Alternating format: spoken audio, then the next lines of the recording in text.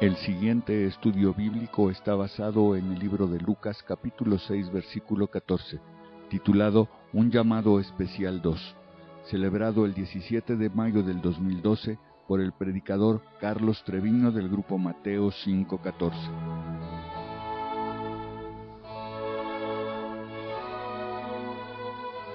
Bueno, los estudios que hemos estado teniendo sobre este tema, yo les puse un título, es llamado especial. Pero ¿sabes qué, Claudia? Me faltó la otra mitad. Llamado especial, hombres ordinarios. Hombres ordinarios. Seguro que tú has tenido la experiencia aquí en México, o quizá has viajado a Europa, las grandes catedrales que tú ves por allí, y entonces ves estas vitrinas o estos grandes ventanales en donde están estos santos que pues representan a San Pedro y San Pablo y San Juan, ¿verdad? Y entonces como que al ver toda esta majestuosidad arquitectónica te da la impresión de hombres espectaculares que fueron los grandes hombres que Cristo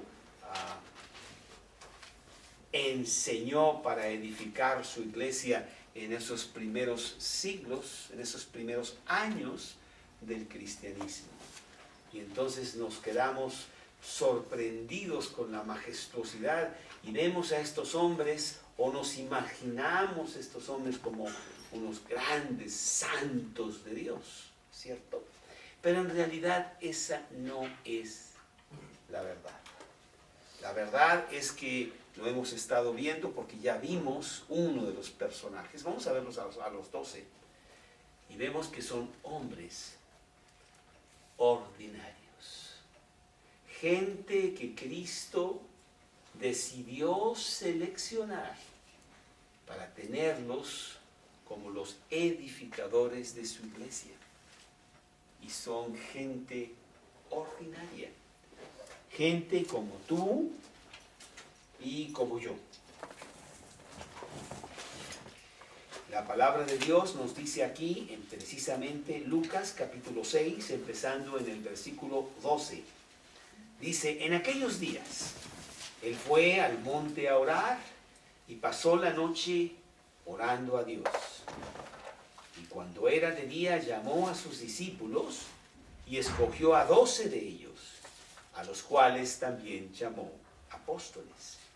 A Simón, a quien también llamó Pedro, a Andrés su hermano, Jacobo y Juan, Felipe y Bartolomé. Y realmente nombra a los 12, pero yo me voy a parar aquí porque en esta noche vamos a ver algo de 2 de ellos. En las sesiones anteriores, la semana pasada y la semana antepasada, hablamos de la personalidad de Simón, a quien Jesús llamó también Pedro. Y vimos muy buenas cosas, muy interesantes cosas de él. ¿De quién era este hombre? Y vemos que era un hombre común y corriente.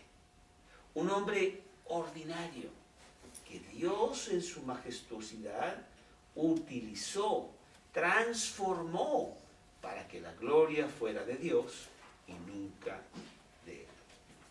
Y eso nos da un gran aliento, ya lo dije, porque si Dios utilizó a San Pedro, que ya no le debemos de poner el San, porque entonces distorsionamos la realidad de esta persona humana como nosotros. Si Dios utilizó a Pedro para hacer grandes cosas en esos primeros años del cristianismo, pues también nos puede utilizar a nosotros en el siglo XXI en México, porque las necesidades que había en el Imperio Romano en cuanto al alma de las personas es la misma que el día de hoy. Los mismos conflictos, la misma sed que tiene el alma del humano. Y en esta ocasión vamos a ver a 2 personajes, a ver si nos da tiempo, Andrés y Santiago. Andrés y Santiago. Sí quiero hacer una aclaración muy importante y no te voy a explicar por qué, porque en realidad no tengo la explicación.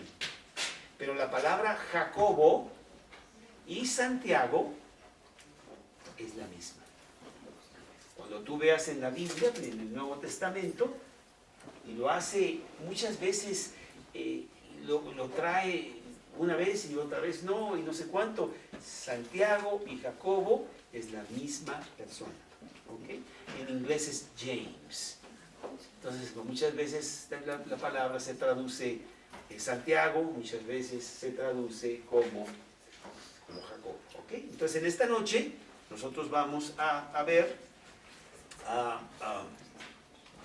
Andrés y a Santiago o Jacobo. Ya vimos a Pedro. Y entonces en la lista de los 12 apóstoles, que se encuentra en 4 lugares, Evangelio de Mateo, Evangelio de Marcos, Evangelio de Lucas y el libro de Hechos, no está en el Evangelio de Juan.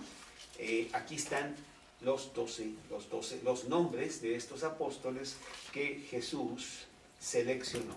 Y casi siempre, decíamos la vez pasada, no casi siempre, siempre empieza con Pedro. Simón, a quien también llamó Pedro. Y después vemos que en las listas pone a Andrés, su hermano. Y después pone a Jacobo y a Juan, que es un grupito de 4. Es muy importante hacer notar que aunque Jesús sí le predicó a mucha gente, en el Sermón de la Montaña, pues había mucha gente escuchándolo.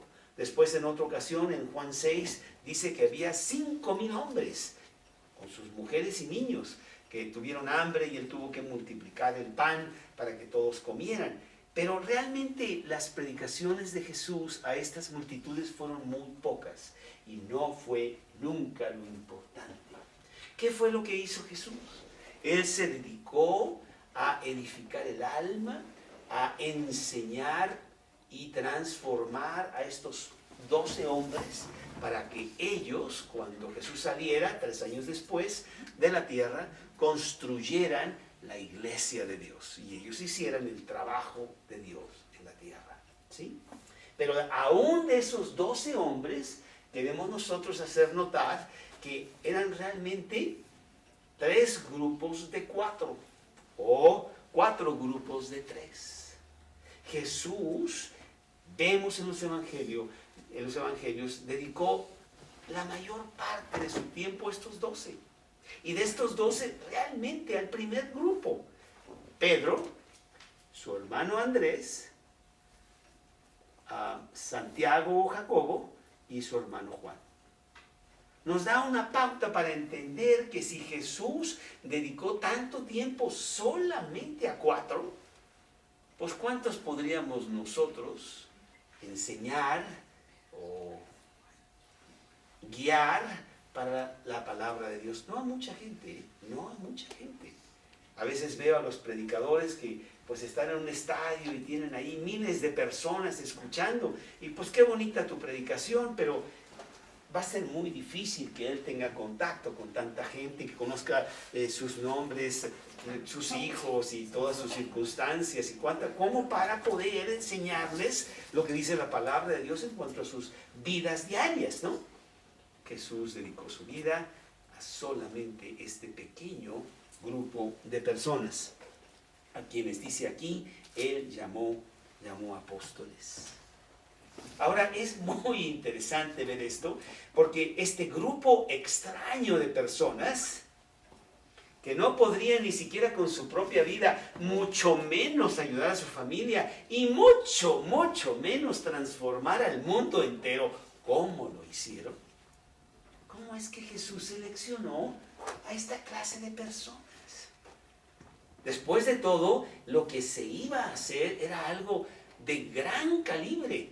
Es más, los cambios más importantes de la historia. La entrada del cristianismo hace que el hombre empiece a tener civilización, que empiece a controlarse. Ahí era cuestión de matarse uno al otro, y llegaban los conquistadores y arrasaban, y luego venía el conquistador del conquistador y arrasa. O sea, era algo muy feo. Al entrar el cristianismo, que viene con una filosofía de Dios, de amarás a tu enemigo, de darle la otra quijada, de sacrificarte y dar tu vida por otros, es un concepto nuevo. De llamar a Dios tu Padre, en lugar de ser el Dios castigador por ser tú malo y no sé cuánto, es un concepto que nadie había tenido. Y que Jesús introduce con Padre nuestro que estás en los cielos. Todo esto viene a transformar la realidad de la civilización humana. Y quién sabe, a lo mejor nos salvó de la extinción completa, cuando menos por estos 2 milenios, que nos hubiéramos matado unos a otros al no tener esta luz del Evangelio de Dios. Entonces era un trabajo espectacular, un trabajo muy importante, el trabajo más importante que pudiera haber en el mundo. Y sin embargo vemos lo que Jesús hace para seleccionar a estos hombres importantísimos que van a tener esta tarea tan importante. Y vemos que 7 de ellos eran simples pescadores. Ciertamente 4, este grupo de Pedro y Andrés y Jacobo y Juan, nos dice con certidumbre que eran pescadores. Los otros 3, Natanael y otros 2, nos dice que eran probablemente pescadores. Y si no eran pescadores, pues eran de también la vida rural, agraria, allá en el norte de Judea. Estaban muy lejos inclusive de tener las grandes calificaciones como para el trabajo que se iba a hacer. Mínimo las calificaciones para vivir juntos. Estuvieron con Jesús por 3 años. Le siguieron por todos lados. Vivían juntos con Él. Aprendían juntos de Él. Trabajaban juntos con Jesús, haciendo y ayudándolo a Jesús en sus diferentes viajes que hacía por todo el territorio de Judea. Y si no fuera por Dios interviniendo directamente, no hubiera habido ninguna armonía para nada. Imagínate, uno de ellos se llamaba Simón el Celote, que ya hablaremos de él más adelante, cuando nos toque, y sabemos poco de él. Era del último grupo de los 4, pero Simón el Celote era una persona, celote era de esa secta que odiaba a los romanos, porque eran los conquistadores. Y tenía toda la convicción de lo que se tenía que hacer es matarlos a todos. Entonces Simón el Celote, no cabe duda que siempre andaba con su cuchillo por aquí, ¿verdad? Y que no se le apareciera algún romano por ahí, porque pobrecito no acababa el día. Era un revolucionario violento antes de conocer a Cristo. Y por otro lado tenemos a Mateo, el publicano, a Leví, denominado Mateo, que era el recaudador de impuestos, un traidor que trabajaba para Roma. Y ahí se daban sus arreglos, ¿verdad?, para ver cómo se distribuían el dinero. Y entonces él era una persona que realmente estaba trabajando para Roma. Yo creo que si Simón el Celote y Mateo se hubieran encontrado por ahí en un callejón sin Cristo, no, pues uno de los dos hubiera acabado fácilmente ya en la tumba, ¿no? Después de un buen agarrón. Esta era la clase de personas, un realmente espectro muy grande de las personas que Jesús había seleccionado. Hombres ordinarios en todo sentido. No había ningún académico, ningún legislador, mucho menos un orador que hablara bonito, teólogo que conociera las cosas de Dios. Ciertamente no estaban en las cosas religiosas, no pertenecían a los fariseos, ni a los escribas, ni nada de eso. Eran simples pescadores. Sin ningún talento natural, Claudia, para nada. Ningún talento intelectual tampoco. Sin educación, no creas tú que venían de Harvard o qué sé yo, sus grandes... No, para nada. Inclusive es muy probable que no tenían ni siquiera lo más básico de lectura o muy poco.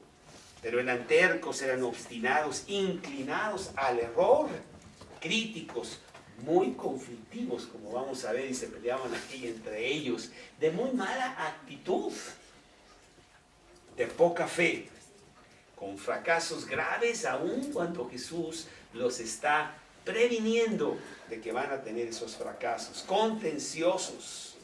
Más lo vimos en Pedro en las últimas 2 sesiones. Lentos para aprender, de esas veces que tú dices, oye, estás obtuso, mano, que no hay cerebro allá adentro, porque no realmente les penetraba las enseñanzas de Jesús. Eran densos espiritualmente, de dura cabeza. Así es. Y estos eran los hombres que seleccionó Cristo para que hicieran el trabajo del cristianismo. Todos de Galilea. Galilea era el territorio de segunda clase. Si tú quisieras realmente gente reconocida, ibas a Jerusalén, allá abajo. Pero allá del mar de Galilea, ay, por favor, esos ni siquiera van a la escuela. Era una región altamente retrasada. Y de todos ellos eran de esta región, con una sola excepción. Un hombre digno que sí era de Jerusalén. ¿Quién era esta persona? Jesús. Judas Iscariote. Él era la persona, por eso él tenía la bolsa. A final de cuentas, él sabía contar bien, los demás ni siquiera sabían contar bien. Y él se administraba las cosas bien. Era una persona de gran honorabilidad. Los otros 11 realmente no lo eran tanto exteriormente. Tenían muchos defectos de carácter. Pero ¿sabes qué? Finalmente cambiaron al mundo. En estos días estoy empezando a sacar una cinta que se va a llamar Un vistazo al inicio del cristianismo. ¿Qué pasó y por qué? Y las persecuciones y los leones y por qué. Y ahí vemos estos hombres que inclusive todos, con la excepción de uno, murieron violentamente por Jesús. ¿Quién fue ese uno? Juan el apóstol, Juan que fue desterrado a la isla de Patmos y fue el último que finalmente murió de viejo. Su ministerio, lo que ellos hicieron, realmente continúan hasta nuestros días. Nosotros mismos somos producto de ese trabajo tan maravilloso que Dios hizo que ellos tuvieran. Pero sí entendemos que ninguno de ellos puede jactarse de ser un gran hombre. Porque ¿quién fue el que hizo el trabajo? Jesús. Dios mismo, ¿verdad? Inclusive podemos leer ahí en Juan capítulo 15, versículo 16. Juan 15, 16, dice la palabra de Dios. Juan 15, 16. Dice: no me elegisteis vosotros a mí, sino que yo os elegí a vosotros. Y os he puesto para que vayáis y llevéis fruto, y vuestro fruto permanezca. Fue Jesús el que los seleccionó a cada uno de ellos. No, ninguno de ellos voluntariamente quiso venir a pertenecer a Jesús para seguirlo a él. Ahora, Dios sabía todo acerca de estos hombres mucho antes de que ellos fueran seleccionados, mucho antes de que nacieran, para empezar pronto, ¿verdad? Y a pesar de todo eso, Él los escogió para el programa de la extensión del cristianismo. Para cambiar el mundo con el cristianismo. Y quiero decirte que Jesús no tenía un plan B. No tenía una alternativa que dijo, bueno, siempre tengo mis sustitutos. Si este me falla, pues ahí tengo otro equipito para que entre, ¿no? No fue así. Porque Dios realmente no se equivoca. Ellos escribirían el Nuevo Testamento y serían el fundamento de la iglesia de Cristo. Y aquí está Efesios capítulo 2, en el versículo 20. Dice Efesios capítulo 2, versículo 20. Y los que no lleguen al versículo, no te apures, porque yo de todas maneras lo leo. Efesios capítulo 2, versículo 20. Edificados sobre el fundamento de los apóstoles y profetas, siendo la principal piedra del ángulo Jesucristo mismo. Así es, esto es lo que estos hombres... Todo dependió realmente de 12 hombres que solamente tenían una característica en común. ¿Cuál era esa característica? Eran gente ordinaria. Eran gente como tú y como yo, que no tenían 3 idiomas, ni dinero, ni título de nobleza. Gente trabajadora que estaba por allá y que Dios dijo: tú sígueme.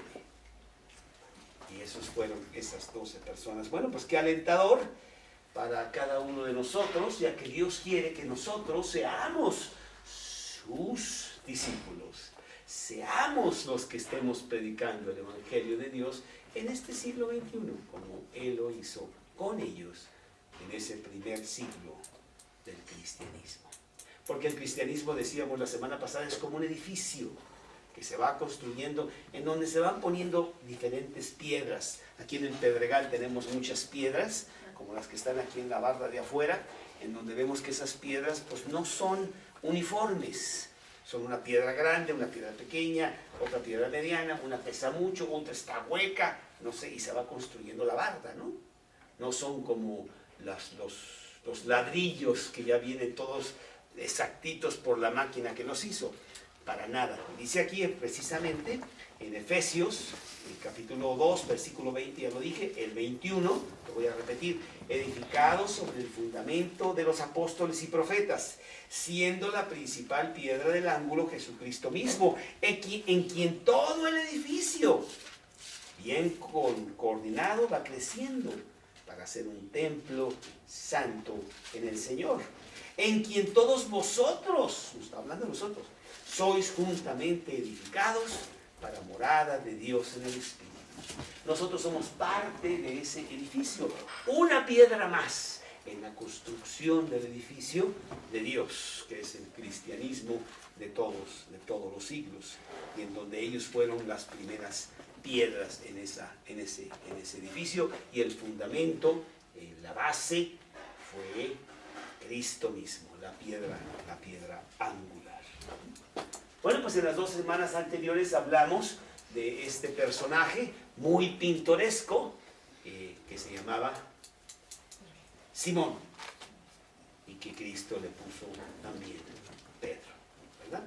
Y vimos cómo Cristo le tenía un programa de esos 3 años para edificar a este hombre y transformarlo de una piedra en bruto, que realmente era un inútil para las cosas de Dios, y transformarlo a ser el gran predicador de ese primer siglo.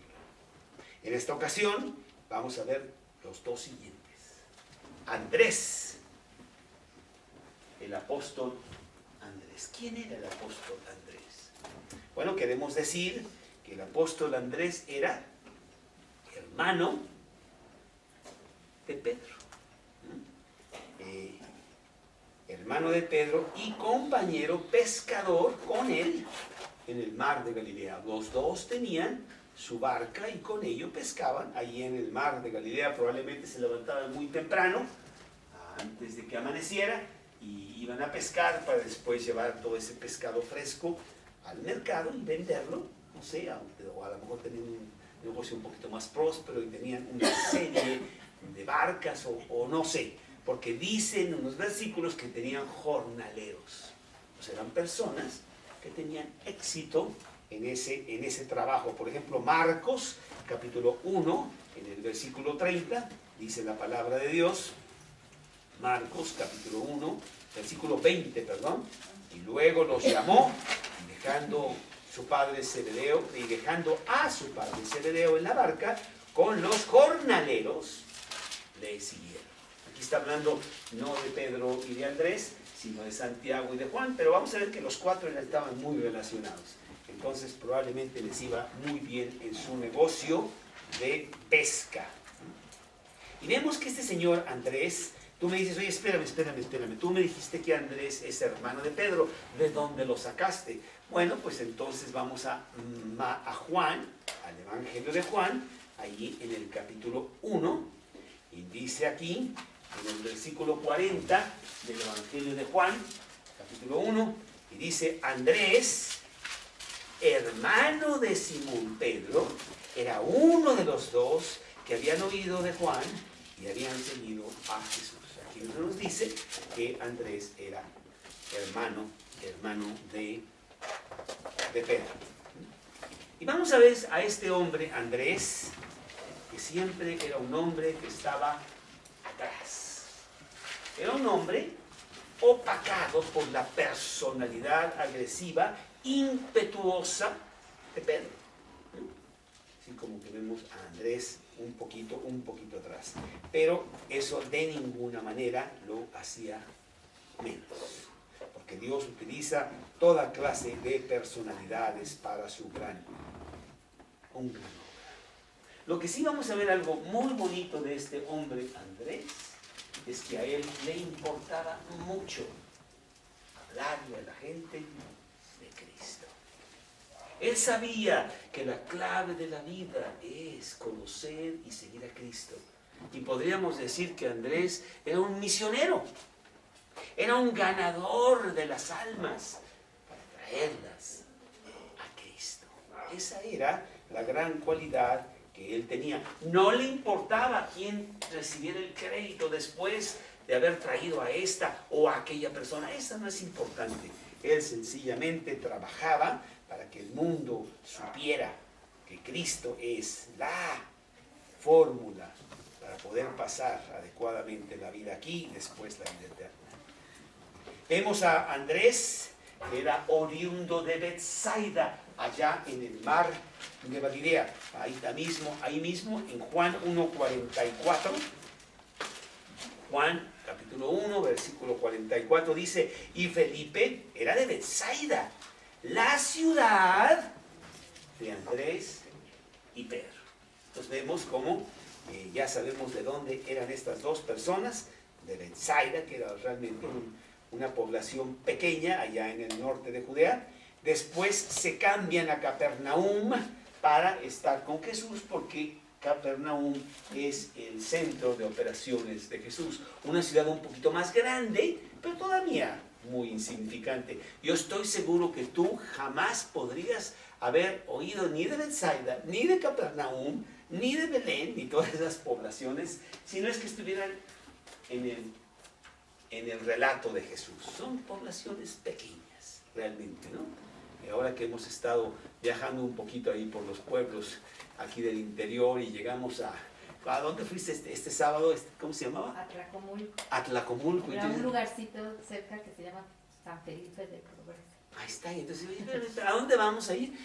¿Y cómo llegas ahí? ¿Quién sabe? A ver, búscame el mapa y no encontramos nada, ¿no? Lo cual nos indica que, bueno, eran gente sencilla, que es lo que se nos quiere realmente decir. Yo quiero también decir que, aunque no eran gran letrados ni tampoco súper religiosos, sí eran personas que se interesaban por su religión. Eran devotos judíos, ¿sí? Y por eso los vemos, la primera vez que los vemos realmente, en el Jordán. El Jordán está acá abajo, cerca de Jerusalén, no está ahí arriba en el mar de Galilea. ¿Qué estaban haciendo ellos ahí en el Jordán? ¿Por qué no estaban allá arriba con sus pescas?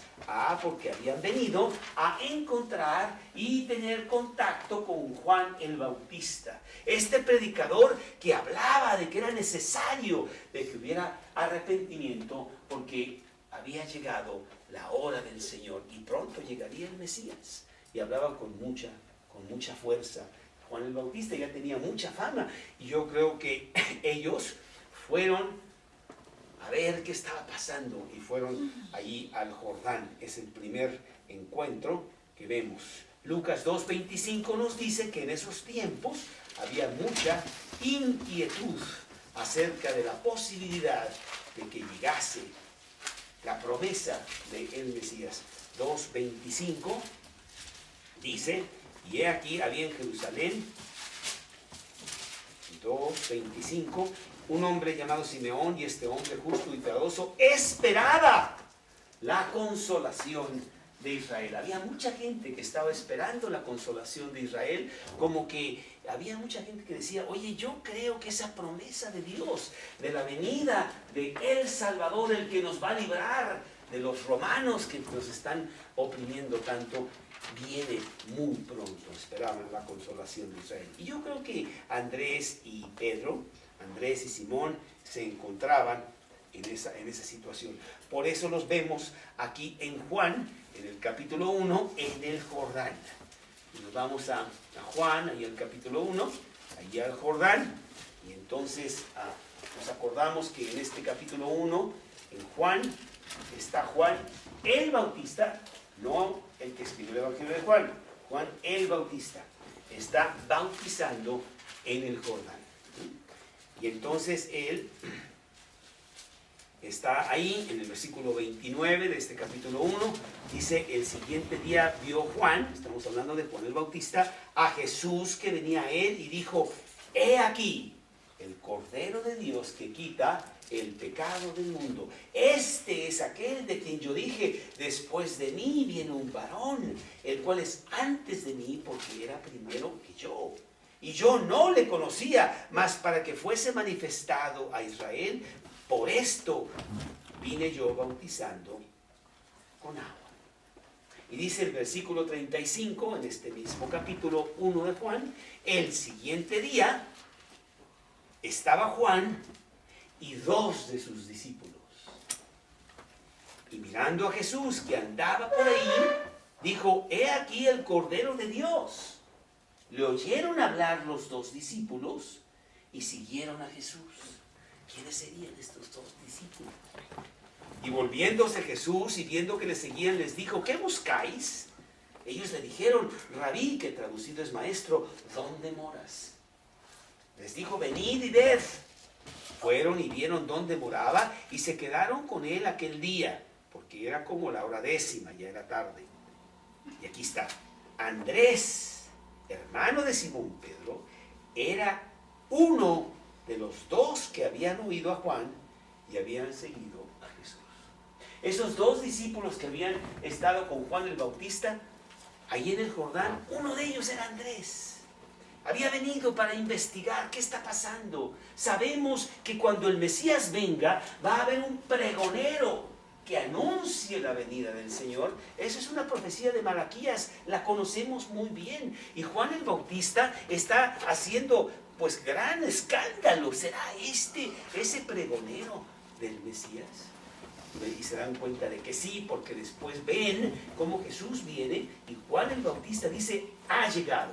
Yo soy el heraldo, pero este es el Mesías, el Cordero de Dios que quita el pecado del mundo. Y Andrés es uno de esos 2 discípulos que anda con Juan y sigue a Jesús y dice, oye, quiero hablar contigo. ¿Quién eres? ¿De dónde vienes? ¿Qué está pasando? Cuéntanos. Y dice que pasaron una noche con él. Bueno, estaban muy cansados, yo creo que llegaron, agarraron una camita y se durmieron toda la noche y al día siguiente, no, ¿verdad? Yo creo que pasaron toda la noche hablando con Jesús. Querían saber qué estaba pasando. Tenían tantas preguntas acerca de su propia vida. Oye, pues yo estoy pescando, pero pues ¿de qué sirve esto? O sea, al final de cuentas, un día me voy a morir, ¿y a dónde voy? ¿Y para qué? ¿Y dónde está Dios? Las promesas de Abraham que nos cuentan en el Antiguo Testamento. Estamos conquistados por los romanos, la pasamos muy mal, no saben los impuestos que tenemos que pagar, ellos se llevan todo y además nos tratan muy mal y son déspotas, y bueno, son como unos conquistadores. Cuéntanos tú qué va a pasar. Y entonces Jesús les dice que Él es el Mesías. ¿Por qué pensamos eso? Porque vemos la reacción de Andrés al día siguiente. Andrés está convencido de que está frente al Salvador que ha llegado. Porque dice el versículo 41, este halló primero a su hermano Simón y le dijo, hemos hallado al Mesías, que traducido es el Cristo. ¿Con qué fuerza habla Andrés? No está diciendo, oye, parece ser que hay una persona ahí que mira, él dice y pues sacó una credencial ahí del IFE que dice, y quién sabe qué, no sé tú qué piensas. No, nada de eso, ¿no? Él viene con mucha convicción. Y realmente, imagínate la manera que su exposición ante su hermano lo impacta grandemente, porque mira lo que hace el hermano. Dice, halló primero a su hermano Simón y le dijo, hemos hallado al Mesías, que traducido es el Cristo, y le trajo a Jesús. Ven a ver, convéncete por ti mismo. Este señor habla como nadie habla. Tiene gran fuerza. Hay algo en él. Él dice ser el Mesías, y ¿sabes qué? Pues yo ya me lo creo. Y lo trajo a Jesús. Y mirándole Jesús, este versículo lo vimos la semana pasada porque ya se refiere a Simón Pedro. Y mirándole Jesús dijo, tú eres Simón, hijo de Jonás, tú serás llamado Cefas, que quiere decir Pedro. Y no vemos a ninguno de los dos realmente dialogar con Cristo, cuestionándolo, sino sencillamente aceptando lo que Cristo dice. Y aquí vemos el corazón de Andrés, como él le interesa traerle personas a Cristo. Y claro, cuando nosotros, yo me acuerdo en mi caso, Lupita, cuando yo recibí a Cristo en mi corazón, yo vine a uno de estos estudios, porque no fue así la primera vez a mí me llevaron con el predicador. Yo no quería ir a ningún estudio de nada, sino yo le iba a decir al predicador cuál mal estaba, Mauricio. Pues, ¿qué te pasa? Eso no es cierto, la Biblia, quién sé que yo, sí, así fui. ¿Verdad? Yo le iba a decir sus verdades.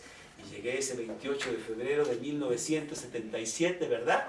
A ver a este señor, y la verdad es que su misma presencia me impactó. Era mi hermana la que había arreglado de que yo tuviera esta cita con esta persona, una persona de unos 65 años, el pelo blanco.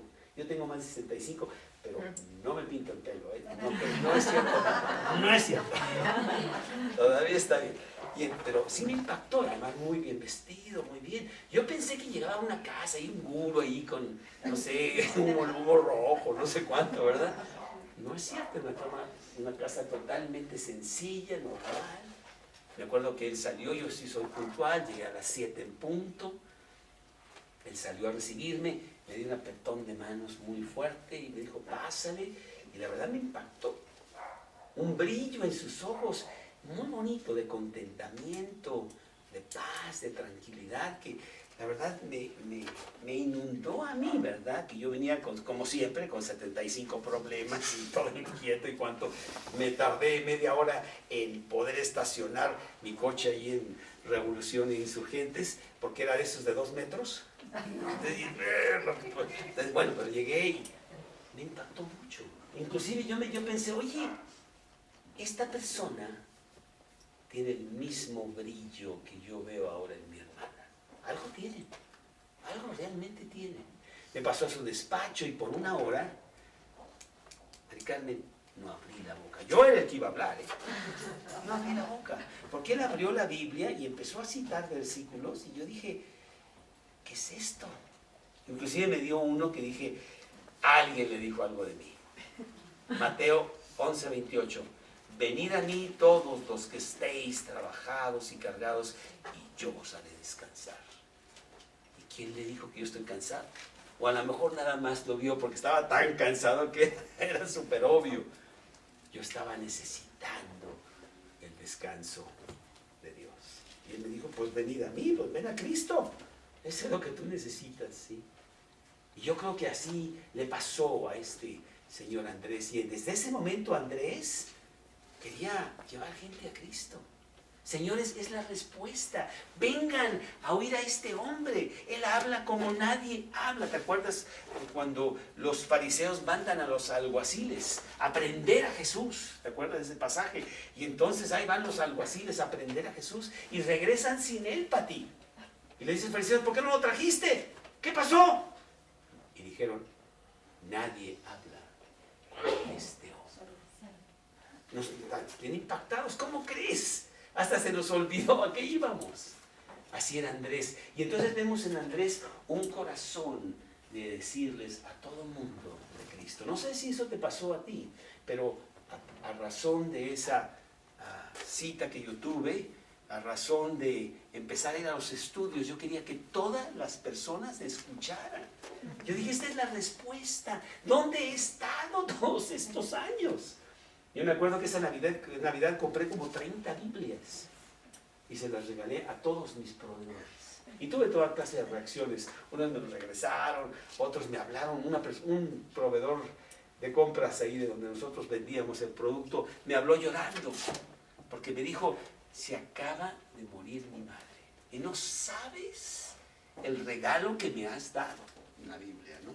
Entonces fue muy bonito y empezó la gran aventura de hablar de Cristo por todos lados. Este martes tuve la oportunidad de desayunar con una persona ahí en el club donde yo voy. Me fui a desayunar con él porque mi hijo jugó tenis con él y mi hijo me dijo, papá, se le acaba de morir su mamá. Y le dije, pues ¿dónde está su teléfono? Porque no tiene su teléfono. Y bueno, lo encontramos, desayuné con él y efectivamente, hace 2 semanas, entonces el hablarle de Cristo y ese versículo que dice, el que cree en mí aunque esté muerto, vivirá, ¿no? Y fue muy bonito. Entonces sí hay como que tenemos una comezón, una ansia, un deseo ferviente de que todo el mundo escuche, porque es realmente la respuesta de la vida. Y así era este hombre Andrés. Y claro, a la primera persona que tú quieres hablarle es a tu propia familia, ¿no? Yo me acuerdo que pasaron unas cuantas semanas, mis padres vivían en Mexicali, y agarré mi vuelo a Mexicali, y para allá de tu tierra, Toño, y allá después ya estuvimos. Yo fui con mi padre y le dije, papá, es que he encontrado lo más grandioso, el gran tesoro de la vida. Me he encontrado con Cristo, que con él, con mi mamá, con mis demás hermanas, yo les hablé de Cristo. Y es lo que hizo precisamente Andrés en esa ocasión. Fervientemente él trajo a su hermano y su hermano pues también se convierte como él, y ya son 2, ¿verdad? Más adelante vemos cómo ellos pues ya, bueno, dejan el Jordán, regresan a su trabajo, porque, bueno, nada más tenían 2 semanas de vacaciones, o no sé cuánto daban de vacaciones en esos días, pero no tienen mucho tiempo, y entonces ellos ya regresan a su trabajo, y los volvemos a ver aquí en Mateo capítulo 4. Mateo capítulo 4, en el versículo 18. En donde viene a estos hombres ordinarios el llamamiento especial. Dice Mateo capítulo 4, en el versículo 18, andando Jesús junto al mar de Galilea, allá arriba, ya estamos hablando de otra población muy diferente, vio a 2 hermanos, Simón llamado Pedro y Andrés su hermano, que echaban la red en el mar, porque eran pescadores. Y les dijo, venid en pos de mí y os haré pescadores de hombres. Ellos entonces, dejando al instante las redes, le siguieron.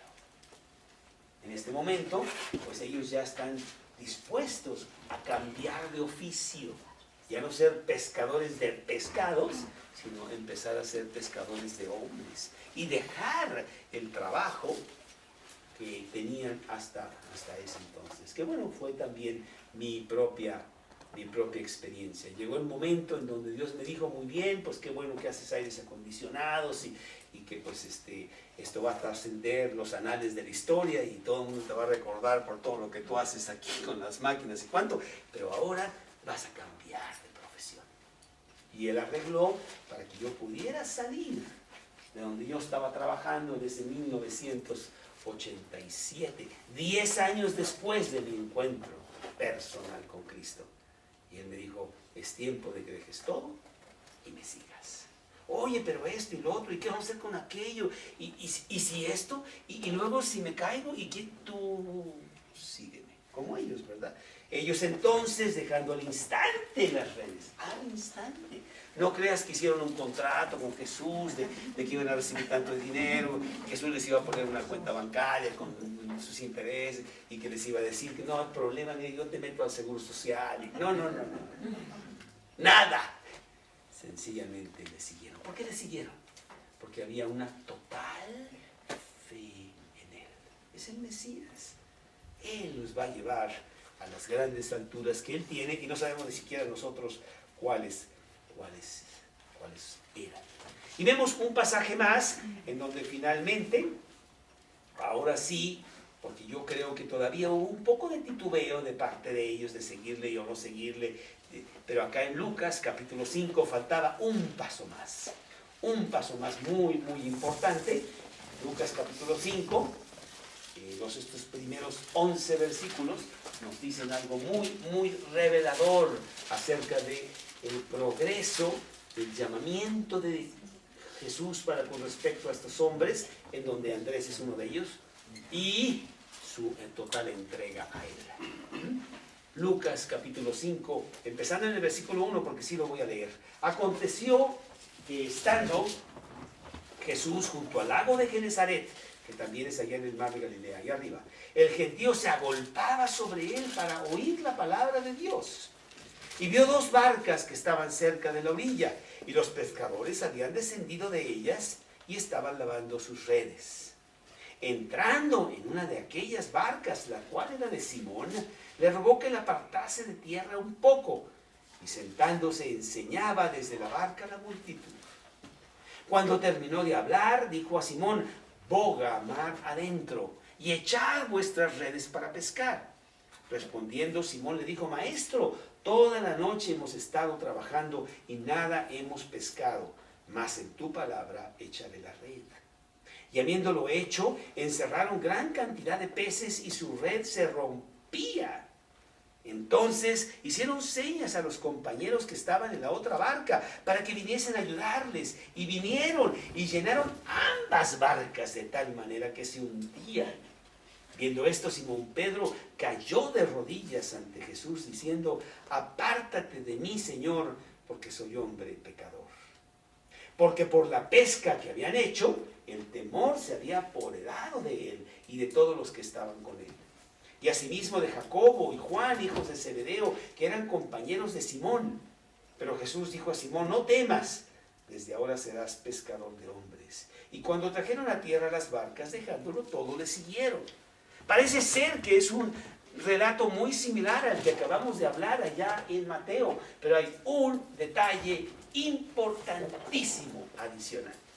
Y vemos aquí, en este capítulo 5, en el versículo 5, dice: respondiendo Simón, dijo: Maestro. Simón tenía a Jesús como maestro. Y pues era el título equivocado.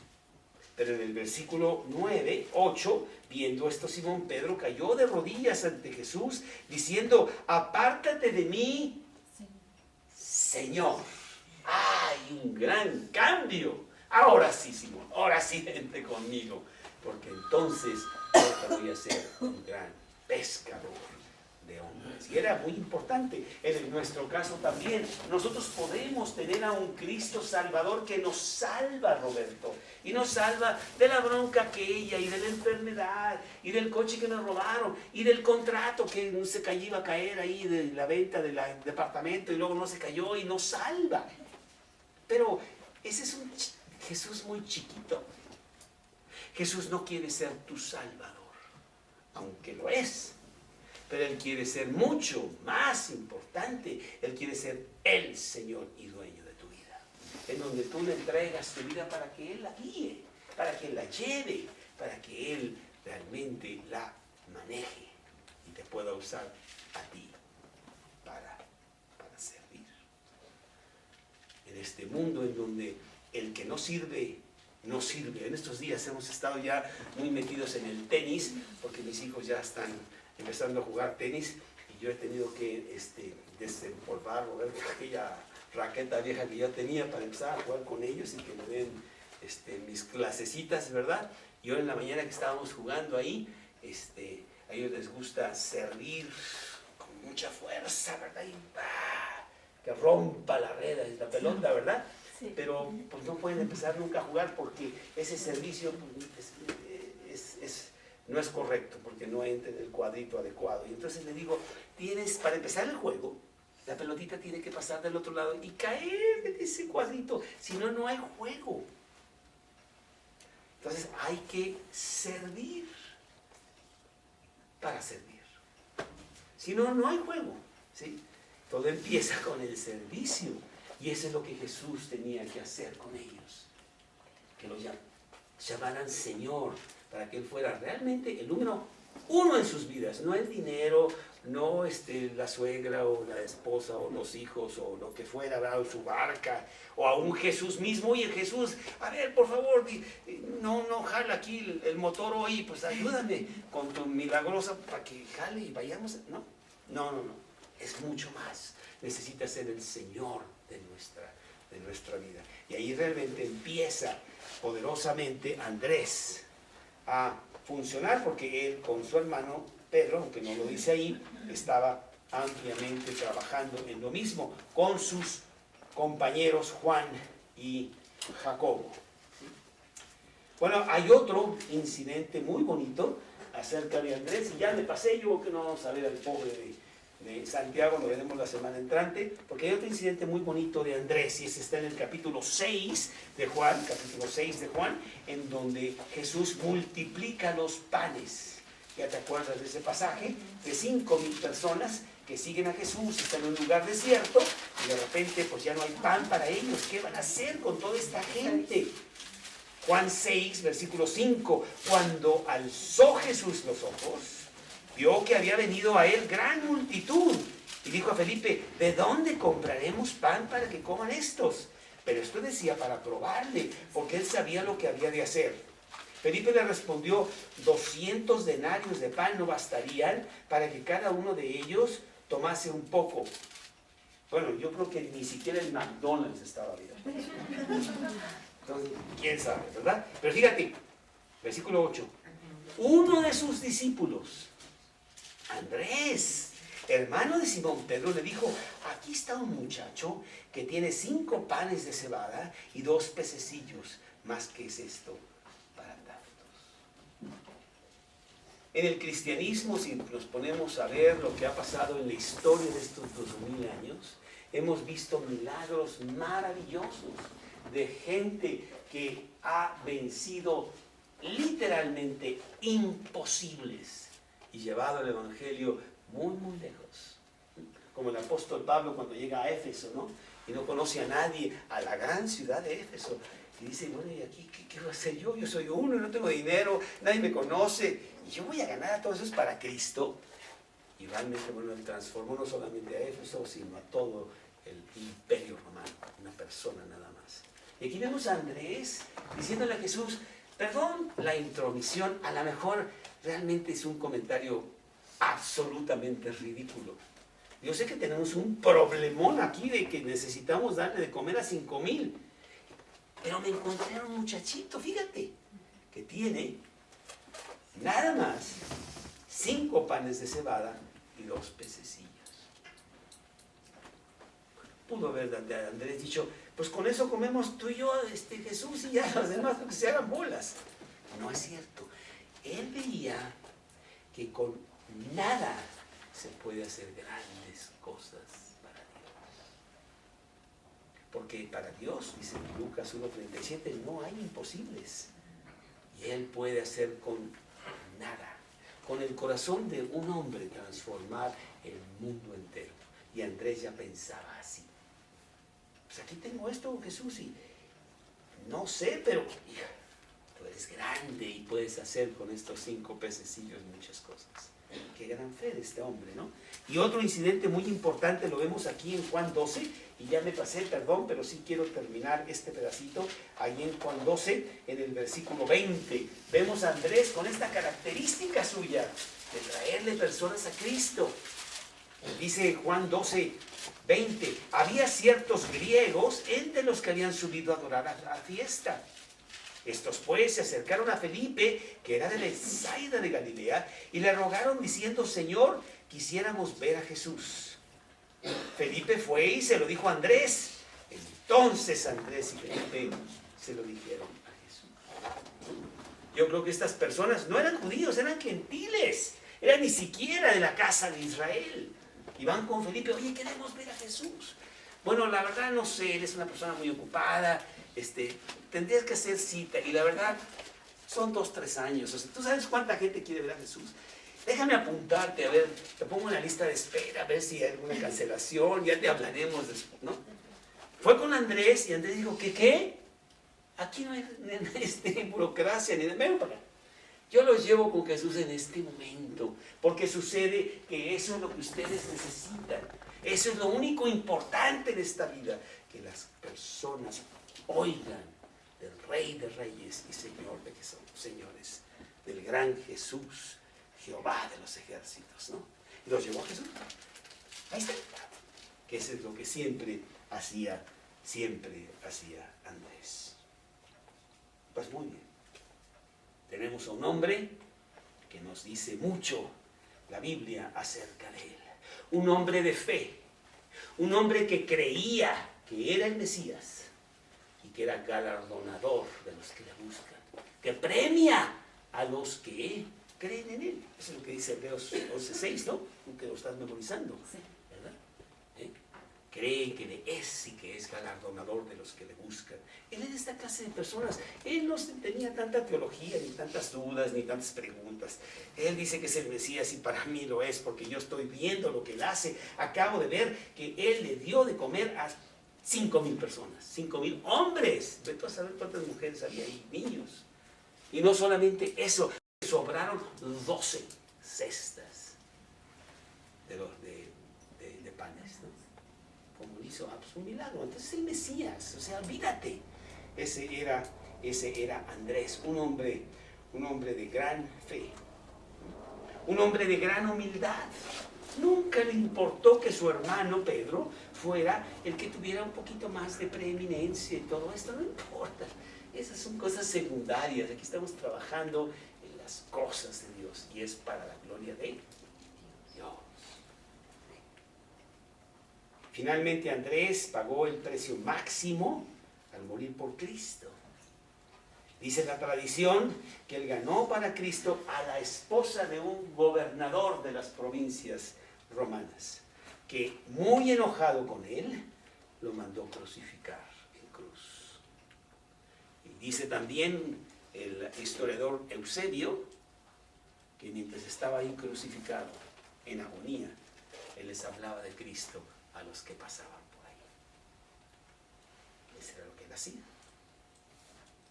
Él murió como había vivido, trayendo gente a Cristo. Dice el versículo de Mateo 10:32, cualquiera pues que me confiese delante de los hombres, yo también me confesaré delante de mi Padre que está en los cielos.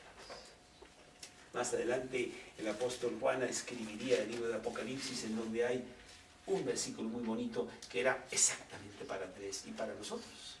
Séme fiel hasta la muerte y yo te daré la corona de la vida. Apocalipsis 2:10, el último pedacito. Bueno, pues qué gran hombre este Andrés, un hombre que realmente no tenía nada, pero que Jesús transformó su vida, porque Jesús está en el negocio de transformar vidas. Él te agarra a ti, tú le entregas su vida y lo haces el Salvador de tu vida, el Señor de tu vida, y Él te transforma. Él te hace otra persona para ser útil para Él. Tu egoísmo, tu soberbia, tu vida realmente inútil, porque no estamos haciendo nada. Y Pemex no creas que va a ser más grandote, ni Pemex sirve para nada, ni el otro, ni el otro, ni el otro, en donde cada uno no estamos trabajando. Eso no quiere decir que no trabajemos, pero ese no es el trabajo importante. El trabajo importante es el trabajo que trasciende para vida eterna. Y eso es servir a Dios. Y Él lo hizo Dios en él. Y pues perdón, pero no pudimos entrar en este siguiente gran hombre de Dios también, Santiago, que también se le llamaba Jacobo. Y sí, eso lo veremos la semana entrante. Pero tengo una pregunta para ti. ¿Qué estás haciendo tú para Dios? ¿A cuántas personas le has hablado de Cristo en esta semana? Y le has dado un folleto, y le has dicho algo. Ahora en la tarde que estamos en el negocio aquí con la señorita Valentina, que tiene un negocio muy importante de vender galletas. Entonces ella hace sus galletitas y entonces va al club y las vende. Ahí está haciendo eso. Bueno, un gran negocio. Ya no sé si tú sepas, pero él está pagando los gastos de esta casa. Entonces hoy, esta tarde, llevamos 10 galletas para vender ahí en el club, ¿verdad? Y hay personas, pues no las conocemos, ¿no? Y ven, vamos, ¿no? Y va pasando una persona, una mamá de uno de los muchachos, ¿verdad? Y dice, Valentina, aquí tenemos una clienta. Y la señora así, ¿qué pasó?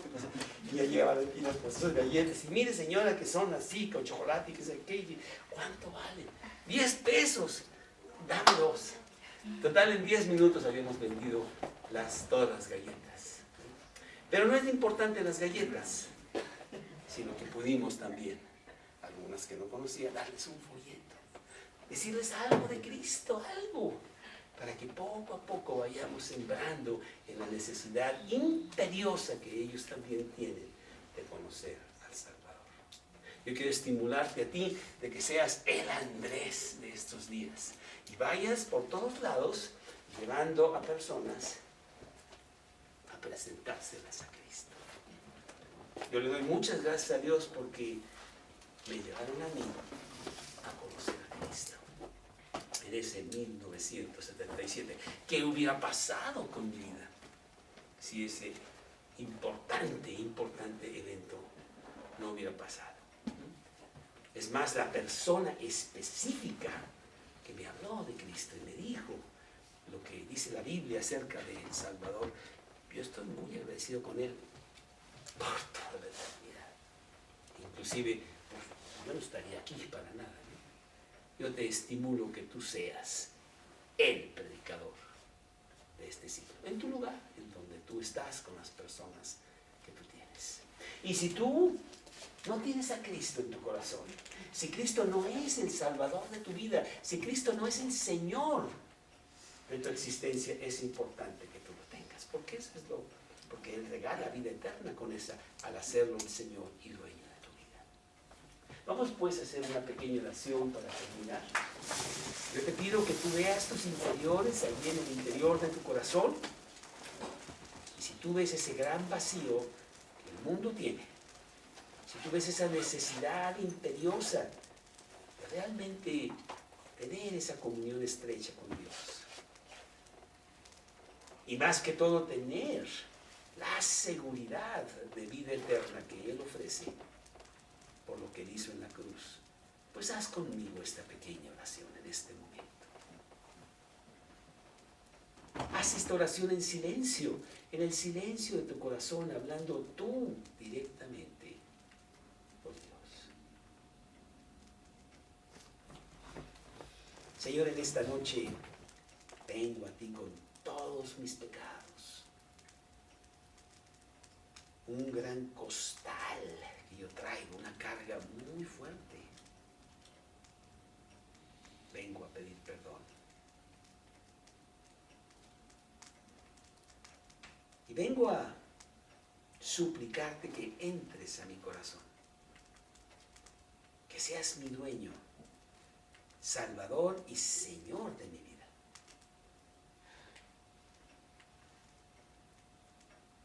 Entra a mi corazón en este momento.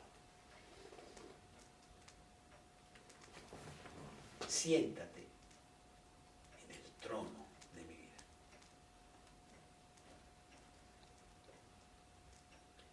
Te lo pido basado en lo que tú hiciste por mí, en la cruz del Calvario, en las promesas de la Biblia. Entra en este momento.